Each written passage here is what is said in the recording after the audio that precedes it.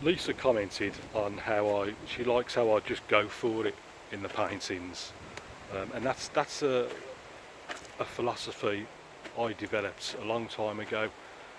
Once I'd learnt the basics, and you know, I'm not an expert by any means, but once I'd learnt the basics, just the general fundamentals of watercolour painting, I would encourage everyone to just go for it and experiment themselves and not worry about making mistakes.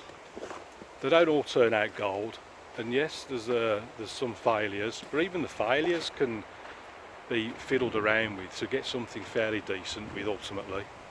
But developing this sort of fearless attitude and just being able to paint with total abandon and just go for it every single time, every single painting. Don't fanny around, don't faff about, just slap it on and see what happens. I think that's all part of the excitement with painting.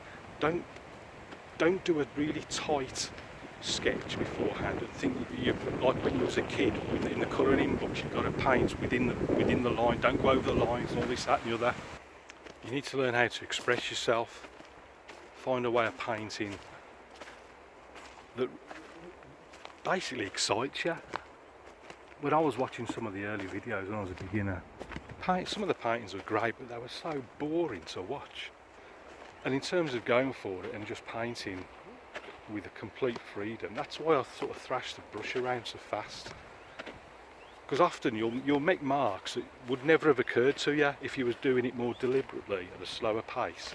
And you can use these marks to explore other ideas and elements. It might, I don't know, it could be absolutely anything. But it's these sort of random marks that then generate these sort of happy accidents and this sort of detail that happens by chance, where people think you've spent an age working on this little part, but actually it just comes purely by chance and just happens to look like a tree or a house or a bit of light catching a rock in the distance or whatever. And try and stay away from the small brushes as much as you can. I start every painting off with a large Rembrandt 8 brush. It's like 1.75 inches wide. Covers the paper quickly and just helps you create these random marks and colours and contrasts and effects right from the off.